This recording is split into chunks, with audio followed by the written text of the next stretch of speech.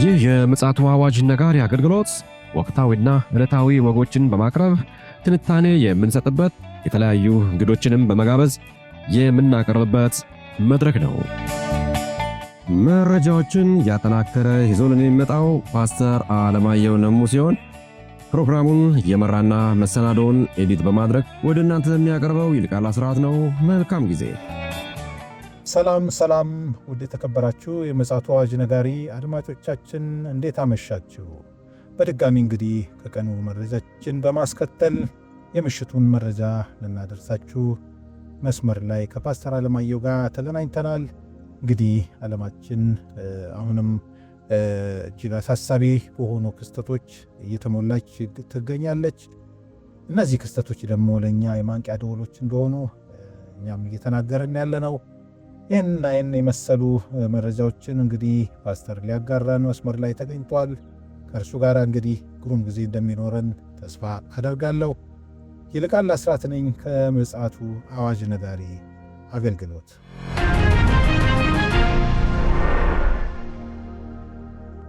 ውድ አድማጮቻችን እንግዲህ በቀኑ መረጃችን አሳሳቢ የሆነ ክስተትን አስመልክተን መረጃ ወደ እናንተ አድርሰናል። ምናልባት ያመለጣችሁ ወገኖች ካላችሁ ቻናላችን ላይ በመግባት መረጃውን ማድመጥ ትችላላችሁ። እንዲሁም ደግሞ አስተያየታችሁን የምትመግቡን የምትሰጡን ወገኖች እግዚአብሔር አብዝቶ ይባርካችሁ። እስኪ የምሽቱን መረጃ ያቀበለን ፓስተር ተዘጋጅቶ እየጠበቀን ነው። ከሰላምታው በኋላ ያጋራናል ማለት ነው። ሰላም ላንተ ይሁን ፓስተር፣ እንዴት አመሸ? እንደምን አመሸ ወንድም ይልቃል። እግዚአብሔር የተመሰገነ ይሁን። እስኪ መረጃ ማቅረብ ይችላል። እንግዲህ ምንድነው በባልካን ሀገሮች መካከል ያለው ውጥረት፣ በአውሮፓና በሩሲያ በኔቶና በሩሲያ መካከል ያለው ውጥረት ከጊዜ ወደ ጊዜ በጣም በከፍተኛ ሁኔታ እየጨመረ መጥቷል። ውጥረቱ በጣም እየተባባሰ ውጥረት ነው ያለው እና አስፈሪ ደረጃ ላይ እንደደረሰ ብዙ ምልክቶች እየታዩ ነው ያሉት። እንግዲህ እንደምታውቀው አውሮፓውያኖች አሁንም ሩሲያን በሚስጥር በወታደራዊና በመረጃ በሎጂስቲክ እየደገፏት ነው ያሉት ዩክሬንን። እና የሩሲያ ማዕቀብ እዛ ድረስ ዘልቃ መደብደብ እንድትችል ሁሉ እስከ ማድረግ ደረጃ ተደርሷል። ይሁን እንጂ አሁን ላይ በኬብ እየደረሰ ያለው ውድመት እጅግ ዘግናኝ ነው።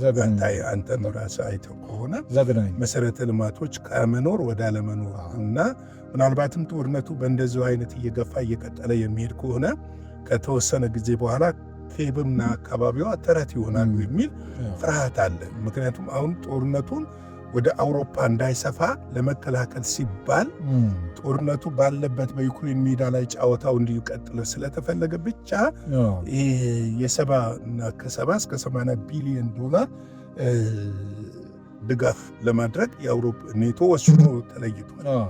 የሚገርም ኔቶ ይህንን ወስኖ ይለይ እንጂ ሌሎችም ሀገሮች ደግሞ በግላቸው የፓትሪዮት ሚሳይል የአየር መከላከያ ሚሳይል ለማዘመንና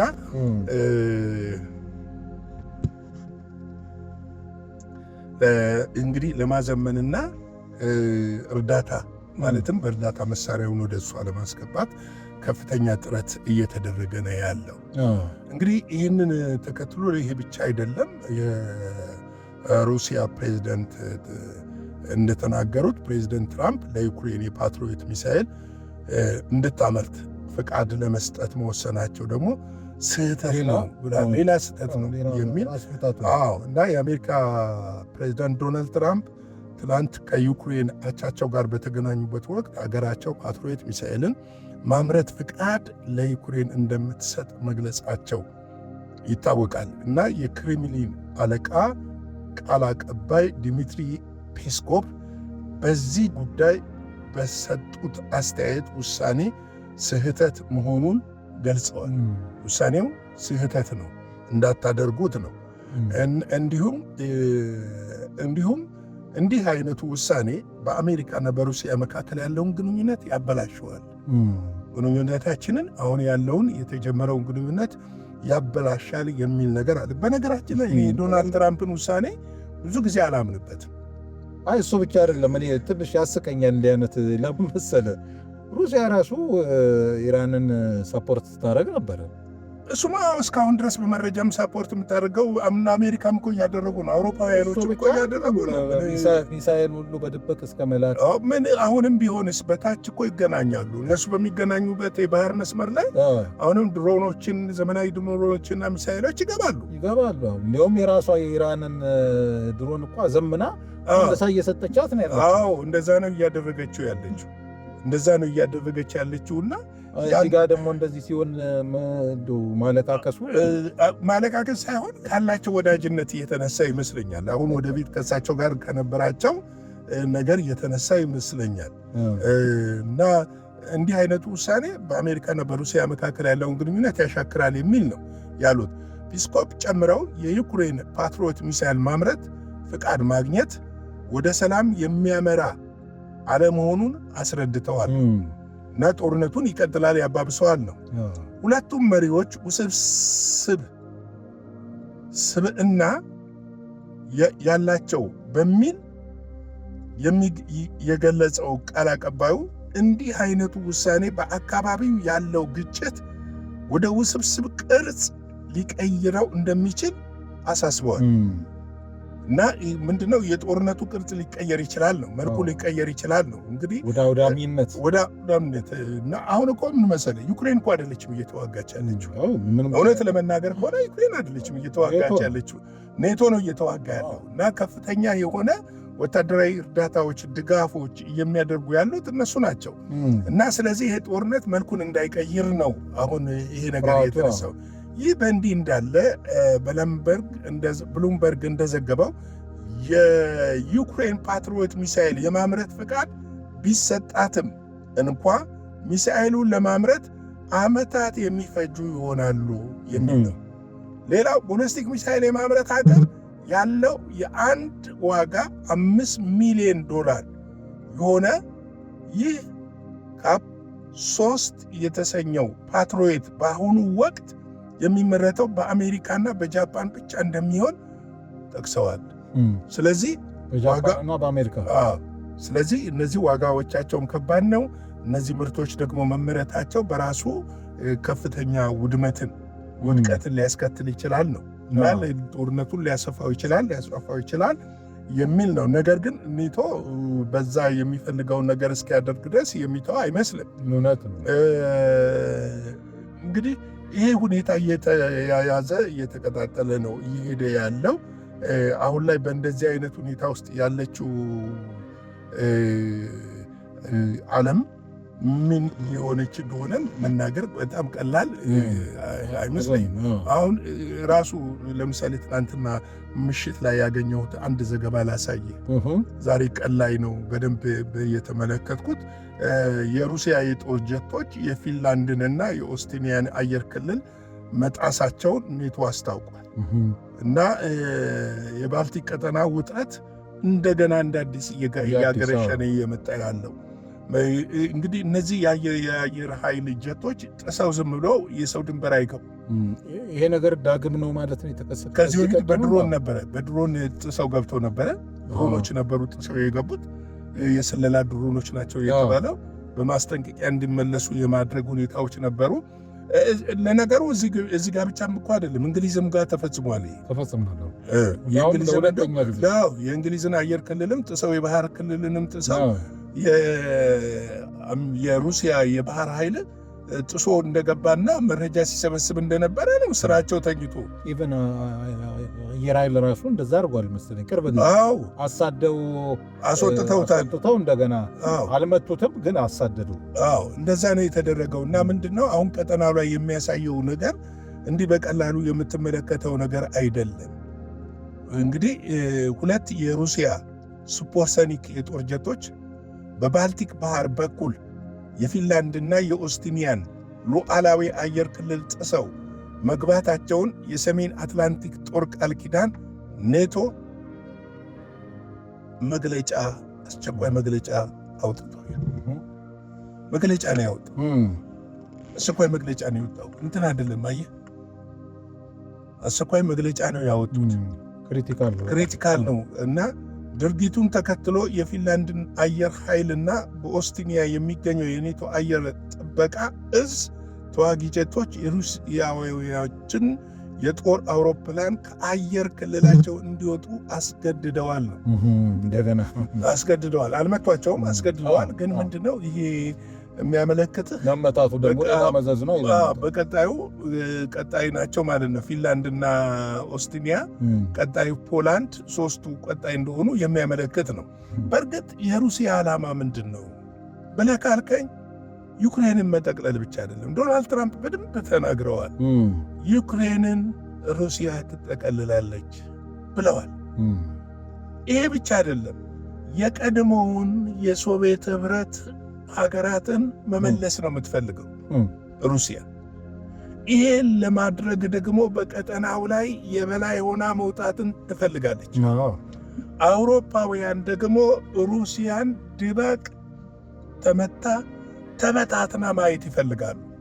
አሁን ባለው የጂኦፖለቲካል ትንታኔ መሰረት ግን ሩሲያን ማሸነፍ ቀላል አይደለም። ለምሳሌ አሁን ጀርመኖች ወደ ሩሲያ የሚያዘነብሉባቸው ጉዳዮች እየተፈጠሩ ነው። እኛም ዘግበነዋል። የኢኮኖሚ ችግር እየገጠማቸው ነው። የነዳጅ የጋዝ ችግር እየገጠማቸው ነው። ስለዚህ ከሩሲያ ጋር እንደገና ዲፕሎማሲያዊ ግንኙነት እንዲደረግ በጀርመን መንግስት ላይ ግፊት እየተደረገ ነው። ይሄ ብቻ አይደለም። ጀርመን ደግሞ ከአሜሪካ ጋር ሰጣ ገባዎች ውስጥ ገብተዋል። ከፍተኛ ሰጣ ገባ ገብተዋል። ዶናልድ ትራምፕ አይደለም የእኛም በጀት የሚወስንልን የሚያዘን የሚል ነገር አንስተዋል። ጀርመኖች አንስተዋል። ይህ መሰንጠቅ ደግሞ እያደረ የሚሄድ ከሆነ በሩሲያና በዩክሬን መካከል ያለው ጦርነት በሩሲያ አሸናፊነት የሚጠናቀቅ ከሆነ አውሮፓ ሙሉ ለሙሉ ወይ 2 ቦታ ወይ 3 ቦታ 4 ቦታ ሊሰነጣጠቁ ይችላሉ። ይህ የማይቀር ነው። ስለዚህ በተለይ ደግሞ አሁን እየተጠናከረ የመጣው የባልቲክ ቀጠና የመቃኘትና ያንን ቀጠና ለመውረር የሚደረገው ጥረት እየገፋ የሚሄድ ከሆነ ምናልባትም በአውሮፓና በሩሲያ መካከል ያለው ነገር ስንጥቃቱን ይሰፋል። የተወሰኑ ሀገሮች ወደ ሩሲያ የማዘንበል ነገር ሊመጣ ይችላል። እንግዲህ በአውሮፓና በትራምፕ መካከል ደግሞ ሌላ ቀውስ አለ። የሚቀጥል የእርስ በርስ ክስ አለ። በዚሁ በዩክሬን ጦርነትና በሩሲያ ድል ቢጠናቀቅ ምን ሊፈጠር ይችላል የሚለውን አንድ ተንታኝ እንደዚያ አስቀምጦታል። ታዋቂው የዓለም አቀፍ ግንኙነት ምሁር ጆን ሜሽማን የሚባል የዩክሬን ጦርነት ማክተሚያ ላይ ሊከሰት ስለሚችለው አዲስ የጂኦፖለቲካ ፍጥጫ እጅግ አነጋጋሪ ትንበያ አስቀምጧል። ይህንን ዝም እያላመጣሁት ከእግዚአብሔር ጋር የተገናኘ ነገር አለው። ስለዚህ ምንድን ነው የሚለው መሰለህ፣ ጦርነቱ በሩሲያ የበላይነት ድል ከተጠናቀቀ በምዕራባዊ ኃይሎች መካከል ታላቅ የእርስ በርስ የቀውስ እና የክስ መድረክ እንደሚከፈት ምሁሩ ይጠቁማል። ይሄ ብቻ አይደለም፣ ምናልባትም አውሮፓ ወደ 4 እና ወደ 3 ቦታ ሊበታተን እንደሚችልም ያነሳል። ዶናልድ ትራምፕ በአውሮፓ ላይ ጦርነት ሊሸነፍ ይችላል የቻለው አውሮፓ በቂ ዝግጅት አድርገው ወደ አደባባይ ባለመውጣታቸውና የበኩላቸውን ድርሻ በአግባቡ ባለመወጣታቸው ነው በማለት አውሮፓውያንን ተጠያቂ ያደርጓቸዋል። ይህ ብቻ አይደለም። እናንተ ያረጀ የሁለተኛው ዓለም ጦርነት መሳሪያ ተሸክማችሁ ከሩሲያ ጋር ልትፋለሙ አትችሉ ብለዋቸዋል። ወርፈዋቸዋል። እና ይሄ ሰውዬ ደግሞ የሚያስቀምጠው ትንታኔ የሚገርም አይነት ትንታኔ ነው። እና የአውሮፓ መሪዎችም በትራምፕ ላይ፣ በሌላ በኩል ደግሞ የአውሮፓ መሪዎች በትራምፕ ላይ ጣታቸውን በመቀሰር ዩክሬን በጣም በፈለገችውና አስቸጋሪ በሆነ የታሪክ ምዕራፍ ላይ ትራምፕ ድጋፉን በማቋረጥ እጁን አጥፎ ተመልክቷል። ዋሽንግተን ከኬብ በችግር ጊዜ ከኬብ ጎን አልቆመችም ብለው ይተቻሉ። በበኩላቸው ደግሞ እነሱ ይህንን ይተቻሉ። እንግዲህ ይህ የዚህ ሰው ትንታኔን ስንመለከት የዩክሬን ጦርነት ፍጻሜው በጦር ሜዳ ላይ ከሚገኘው ውጤት ባሻገር በአሜሪካና በአውሮፓ መካከል ያለውን የዓመታት የሰሜን አትላንቲክ ጦር ኔቶን ስንጥቅ ይበልጥ ሊያሰፋው እንደሚችል ነው እየተናገረ ያለው። ከዚህ የተነሳ የተወሰኑ ሀገሮች ከኔቶ ሊወጡ ይችላሉ። በእርግጥ ከዚህ በፊትም ፈረንሳይ፣ ጀርመን፣ እንግሊዝ፣ ስፔን 6 ሀገሮች ኒዘርላንድ ብቻ ስዊዘርላንድ የመሳሰሉ 6 ሀገሮች ቤልጅየም፣ እነዚህ 6 ሀገሮች ብቻ የጋራ የጦር ቃል ኪዳን ድርጅት ለመመስረት እንቅስቃሴ እያደረጉ ነበር። ከአሜሪካ እጅ ለመውጣት ፍላጎት እንዳላቸው ነው። እንግዲህ ውድቀቱን ማንም ሊጋራ ስለማይፈልግ በዋሽንግተንና በብራስልስ መካከል የሚጀመረው ይህ የፖለቲካ መተጋተግ ወይም ምዕራባውያንን የወደፊት አንድነት ትልቅ ጥያቄ ምልክት ውስጥ የሚከት ይሆናል። እንግዲህ ይሄ ነገርን ስንመረምረው የመከፋፈሉ ጉዳይ መጽሐፍ ቅዱስ ላይ በግልጽ ተቀምጧል፣ ዳንኤል መጽሐፍ። ስለዚህ ይሄ ሰው ይህንን ሲተነትን ዝም ብሎ አይደለም የተነተነው። አሁን የሚታዩ ስንጥቆች አሉ። በዚህ በግሪንላንድ በኩል የሚታይ ስንጥቅ አለ። በዩክሬን ምክንያት የሚታይ ስንጥቅ አለ። በኢራን ጦርነት ምክንያት ስንጥቅ አለ። እነዚህ ስንጥቆች ቀላል አይደሉም። ሌላው እስራኤል በፍልስጤም ላይ በመወሰደችውም ነገር ስንጥቅ አለ። ይህንን ስንጥቅ እያሰፋው ነው የሚሄደው። አሁን ላይ ያለው የዶናልድ ትራምፕ እርምጃና የናትንያሁ እርምጃ ምንድን ነው የሚያደርገው? እያሰፋው እየጨመረ እንዲሄድ ያደርገዋል። ይሄ ደግሞ ጦርነቱ በሩሲያ ድል እንዲጠናቀቅ ዋና ጥፋተኛ ማን ሊሆን ይችላል የሚለውን ሲያነሱ አሜሪካ ወይስ አውሮፓ? አሜሪካ አውሮፓን ትላለች፣ አውሮፓ ደግሞ አሜሪካን ትላለች። በዚህ መካከል በአሜሪካና በአውሮፓ መካከል ያለው ግንኙነት እያከተመ ይመጣል ማለት ነው። ስለዚህ ወገኖቻችን ዓለም ላይ ያለው ነገር ይህንን እየመሰለ ነው ያለው።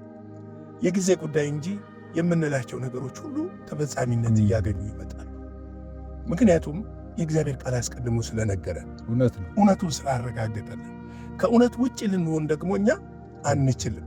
ስለዚህ ይሄ ምልክቶች የምናየውና ለእናንተ የምናቀርብላችሁ ምክንያት በጊዜ መዘጋጀት እንድትችልና ቤተ ክርስቲያን የተሰጣትን ተልእኮ እንድትፈጽም ለማሳሰብ ጭምር እንደሆነ እንድትረዱልን እንፈልጋለን።